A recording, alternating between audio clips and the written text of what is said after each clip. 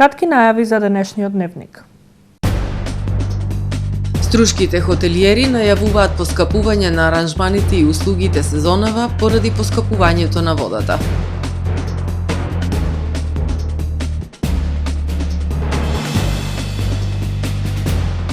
Започнува изработката на првиот интегриран локален развоен план на општина Дебарца.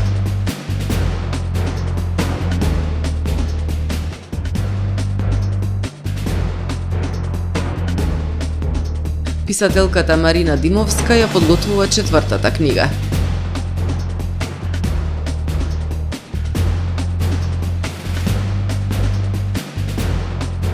Верижен судар на повеќе од 100 автомобили во Кина.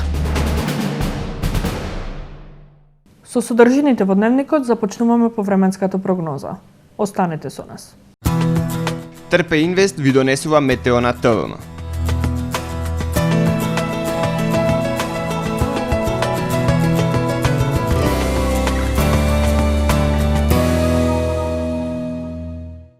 Денес во Охрид имавме умерено облачно време со сончеви периоди. Максималната дневна температура изнесуваше 13 степени Целзиусови. Во сабота во поголем дел од северна, централна, источна и југоисточна Европа ќе превладува претежно сончево време со локална облачност и надпросечно топло за овој период од годината. Во останатите предели нестабилно време со врнежи од дожд, а во областа на Алпите и во североисточна Европа со врнежи од снег. На Балканскиот полуостров утре ќе преовладува умерено облачно време со сончеви периоди. Во централните предели на полуостровот и долж јадранското крајбрежје со врнежи од дожд. Максималните дневни температури ќе се движат во интервал од 11 до 20 степени. Во Македонија во сабота ќе преовладува умерено облачно време со сончеви периоди. Ќе биде ветровито и топло. Во попладневните часови во западните, северозападните како и во северните и североисточните предели со слаби и локални врнежи од дожд. Ќе дува до умерен југоисточен и југозападен ветер кој што ќе достигне брзина и до 30 км на час. Минималните температури ќе се движат во интервал од 1 до 8 степени, додека пак максималните дневни температури во Македонија утре ќе достигнат до 8, односно до 18 степени. Во Охрид во сабота ќе превладува умерено облачно време со повремени сончеви периоди. Во попладневните часови со услови за слаби локални врнежи од дожд. Минималната температура од 6 степени, додека пак дневната ќе достигне до 13 степени. Во Охрид во недела ќе превладува умерено облачно време со сончеви периоди и услови за врнежи од дожд. Минималната температура од 6 степени, додека пак дневната ќе достигне до 12 степени. Во понеделник и вторник умерено облачно време со сончеви периоди. Минималната температура од 7, односно 4 степени, додека пак дневната ќе достигне до 13, односно до 14 степени.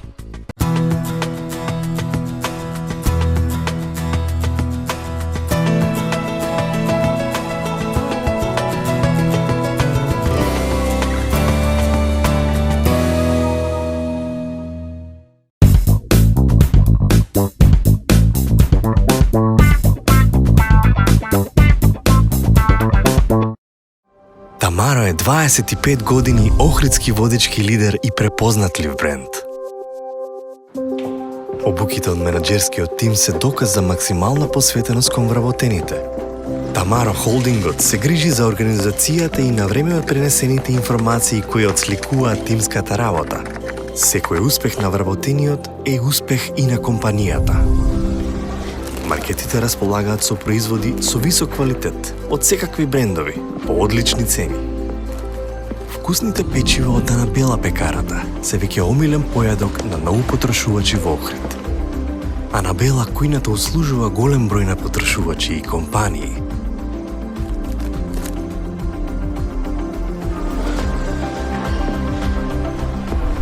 Рибарата е секогаш снабдена со најразлични видови на риба и морски плодови.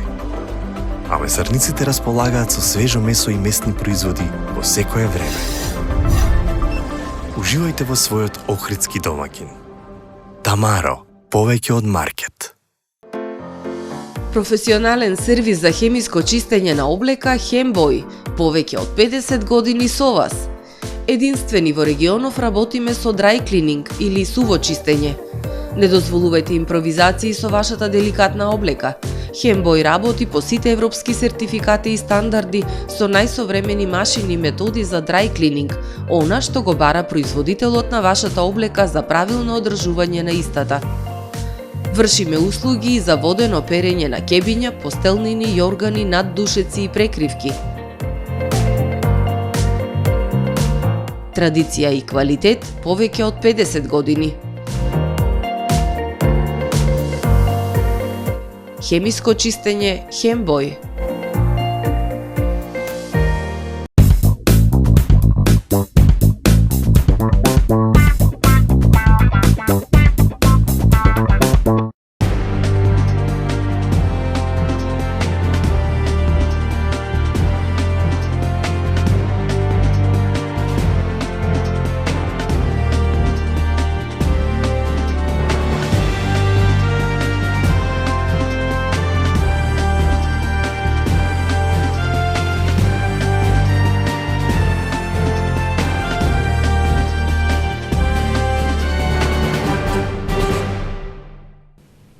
Добар ден. Прво издание на Дневникот на ТВМ. Струшките хотелиери најавуваат поскапување на аранжманите и услугите сезонава поради поскапувањето на водата. Од почетокот на годинава цената на водата за фирмите е поскапа за 57%, додека цената за прифаќање и отстранување фекална вода се покачи за дури 90%. Граѓаните кои добиваат за 35% повисоки сметки за вода пак, реагираат дека иако поскапо плаќаат, не се подобруваат условите кои ги добиваат. Цената на водата за домаќинствата во Струга од неодамна се зголеми за 35%, а за отстранување на фекална вода за 80%. Граѓаните револтирани велат дека ова е уште еден удар врз нивниот животен стандард. Иако водата поскапела, стружани сметаат дека не се подобруваат услугите кои ги добиваат. Струга со години има проблеми со водоснабдувањето и со квалитетот на водата од градската водоводна мрежа. Кој ги прашува граѓаните? Граѓаните се знаат, никој ништо. Кој како што сака, така си прави. Премногу е. За овие денешни услови премногу е. Ама тоа е тоа. Струга тоа да го прави. Ја разбирам да го прави некој берово негде ки што нема ни вода, ни катра, ни ништо, ама струга ова да го прави, не знам. Ова уствари ние финансираме партиски вработување, така да речам, со цената на водата, на џубрарината. Не е убаво, не за мене зашто јас живеам во странство, ама за овие што живеат овде со овие мали плати не е добро. Не е само водата што ја поскапуваат, на сите страни нема контрола. Tu nu mai știi, unul e tot în zvizet, 203 vieți. Јас живеам во Швајцарија, но овде нема алтернатива, цените да бидат намалени. Секогаш кога доаѓам, цените само се зголемуваат. Не знам како живее овој народ овде. Од почетокот на годинава цената на водата поскапи и за фирмите за 57%, додека цената за прифаќање и отстранување фекална вода се покачи за дури 90%. Струшките хотели за предстојната сезона најавуваат поскапување на цените на аранжманите поради порастот на цените. Тоа е уште еден удар за нас. Ако се продолжи во насока на зголемување на трошоците, ние ќе ги губиме клиентите оваа година. Затоа ќе бидеме принудени да ги покачиме цените. Една година сме поевтини, другата сме дупло поскапи. Тоа за нас е лоша ситуација. Од хотелската асоциација Хотам пак најавуваат дека ќе испратат барање до општината за корекција на цените. Велат дека потпишувањето на договорите за 2024 година во туристичката индустрија е веќе во тек. Договорите за можда 50% од капацитетите на хотелите се веќе потпишани. Во цените никогаш не можеме ние да предвидиме поскапување на вакви услуги од 50 до 90%, значи ние секое поскапување може да го искалкулираме со максимум до 20%. Инаку за поскапување на водата гласале советниците од СДСМ и ДУИ, реагира опозицијските партии во Струга. Според советници од ВМРО ДПМН причина за поскапувањето се закупнини за деловни простории под наем затоа што јавното предпријатие Водовод нема сопствено седиште по продажбата на зградата. Од Алијансата за албанците пак реагираат дека јавното предпријатие има долгови од околу 3 милиони евра. Директорот на претпријатието пак Дашмир Насуфи за новата цена вели дека одлучува регулаторна комисија, а не општината, врз основа на податоците што и се доставени. Започнува изработката на првиот интегриран локален развоен план за општина Дебрца за периодот 2024-2027 година. Примарната цел на овој стратешки документ е разложување на визијата за просперитетна и економски силна општина на ниво на проекти, со што би се имал сеопфатен документ за презентација и промоција пред инвеститорите, велат од општина Дебрца. Почеток на развој на првиот интегриран локален развоен план за периодот 2024-2027 година беше означен во општина Дебрца, каде представниците на СЕК Холдинг пред градоначалникот Ногачевски ја презентираа методологијата на изработка на метапланот за развој на целата општина. Положбата на општина Дебрца дава голема можност за туристичко-рекреативни активности, при тоа водејќи сметка за зачувување на природата. Интегрираниот локален развоен план ќе ги дефинира сите начини за одржливост на природните ресурси, обезбедување на услови за раст на бројот на туристи и задржување на луѓето во општината. Оваа активност се спроведува во рамки на програмата за јакнување на општинските совети, финансирана од швајцарската влада и Министерството за локална самоуправа, а ја кофинансира и спроведува UNDP-МК во соработка со национални и локални партнери. Изработката на интегрираниот локален развоен план за општина Дебрца е прв стратешки документ кој се базира на инклузивен, партиципативен пристап на локалната лидерска група и трите носечки столба на локалниот економски развој – приватниот, јавниот и граѓанскиот сектор. 4-годишната визија за развој на општина Дебрца се формира преку методна анализа за конкретните проблеми, потреби и можности кај релевантните општествени чинители во општината. Така, преку прибирање на информации со методологија се формира база на потенцијални проекти, од кои се формираат мерки и приоритети кои се групираат во стратешки цели, чија реализација ќе представува остварување на визијата на изгледот на општина Дебрца по истекот на 4 години. Примарната цел на овој стратешки документ е разложување на визијата за просперитетна и економски силна општина на ниво на проекти, со што би се имал сеопфатен документ за презентација и промоција пред инвеститорите, велат од општина Дебрца. Исто така, овој документ ќе послужи како база на проекти со кои би се аплицирало за грантови и донации пред домашни и странски институции и фондации. Оваа намена на интегрираниот локален развоен план е посебно важна за руралните и релативно финансиски слаби општини како Дебрца, кои повеќе од 90% од своите проекти ги реализираат преку грантови од надворешни донатори. Охриѓанката Марина Шикова-Димовска ја подготвува 4-та книга. Изминативе 2 години таа издаде 3 дела, роман, поезија и книга за деца. Состојбата на книжевната цена во Охрид е солидна, оценува авторката. Писателката Марина Шикова-Димовска од Охрид го подготвува своето 4-то дело. Се работи за роман биографија, во кој ќе биде опишан дел од животот на еден охриѓанец. Изминативе 2 години за Димовска беа плодни. Има издадено 3 книги. Една поезија, насловена како Мое место, која ќе биде промовирана оваа пролет.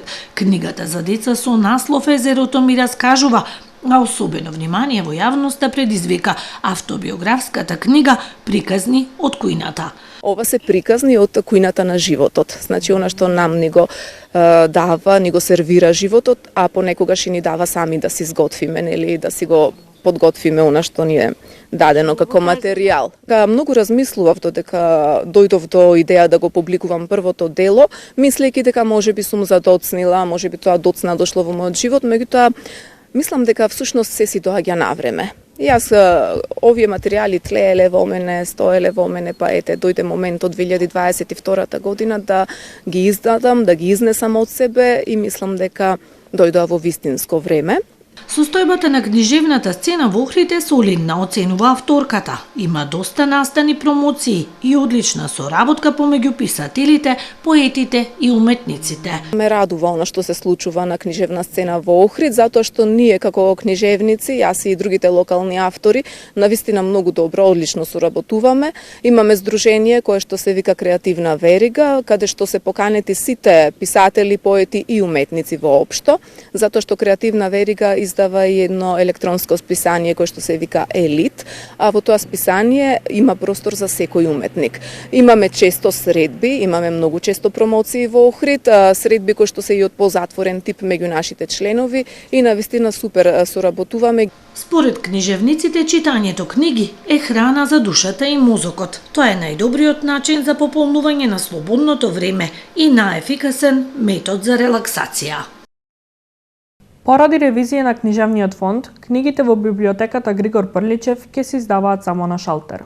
Националната установа библиотека Григор Прличев Охрид во изминативе 2 месеци ја спроведува редовната ревизија на целиот книжевен фонд, која според закон се прави на секои 5 години. За полесно и побрзо завршување на ревизијата, од понеделник 26 февруари, библиотеката и натаму ќе биде отворена за читателите во истиот термин, од понеделник до петок од 8:30 до 18:30 часот, но читателите не ќе можат сами да влегуваат во отворената библиотека и да одбираат книги, туку извесен период ќе бидат услужувани само на шалтерот за позајмување книги, информираат од библиотеката. По повод 17 март, денот на крводарителството во Македонија, Црвен крст Охрид традиционално им доделува јубилејни признања на крводарители кои дарувале крв 5, 10, 25, 50, 75 и 100 пати. Во таа насока, Црвен крст Охрид ги повикува крводарителите кои достигнале јубилејна бројка на крводарувања во текот на изменатата 2023 година или кои не го подигнале признанието од минатите години да се пријават во просториите на Црвен крст Охрид на улица Димитар Влахов број 52 секој работен ден од 8 до 16 часот.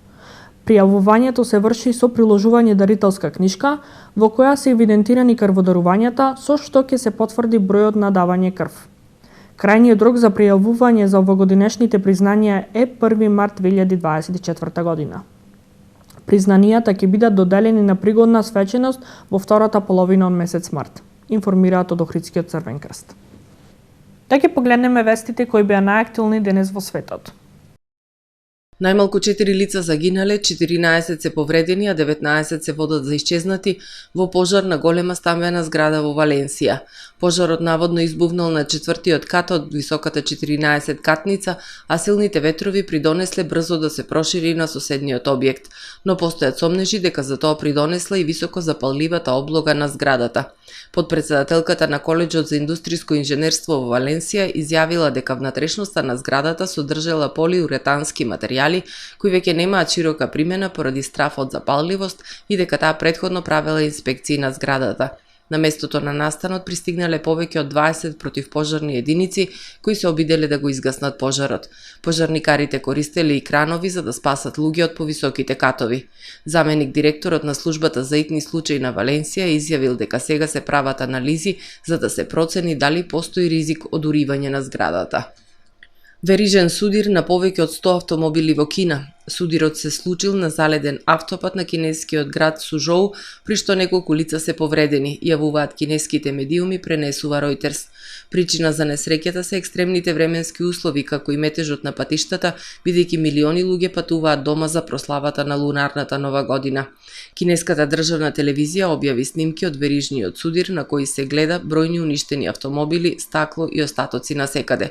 Во текот на изминатите недели делови од Кина беа погодени од рекордно ниски температури, виулици и замрзнати дождови, кои го отежнаа сообраќајот и предизвикаа оштетување на електричната мрежа. Оваа недела кинеската влада започна неколку планови за обезбедување на протокот на транспорт, залихи и безбедност во снабдувањето со електрична енергија во провинциите и градовите кои најмногу беа погодени од студениот бран. Советот на Европската Унија денеска ги воведе новите санкции против Русија, кои првично беа одобрени завчера, изјавил Жозеп Борел, високиот представник на Европската Унија за надворешна политика и безбедност. Новиот 13-ти пакет санкции предвидува дополнително ограничување на пристапот на Русија до воена технологија, вклучително и беспилотни летала и нивни делови и додавање на уште 106 лица и 88 организации на списокот со санкции, меѓу кои и рускиот министер за одбрана. Вклучени се и компании и граѓани од Белорусија кои ги поддржуваат руските вооружени сили. Така бројот на санкционирани достигнува над 2000, се наведува во соопштението на Советот на Унијата. Новиот пакет санкции официјално ќе стапи во сила по објавувањето во службениот весник на Европската Унија. На пристаништето во Саутемптон, Велика Британија, запленета е рекордна количина кокаин. 5,7 тони кокаин, кој се проценува на 52,62 милиони евра, бил откриен во пратка со банани од Јужна Америка. Кокаинот бил откриен на 8 февруари, а крајната дестинација на пратката била Хамбург, Германија. Полицијата соопштила дека сега работат на откривање на криминални мрежи кои биле вклучени во шверцот со кокаин. Го завршуваме првото издание на Дневникот на ТВМ. Ви благодарам што не следевте. Пријатно.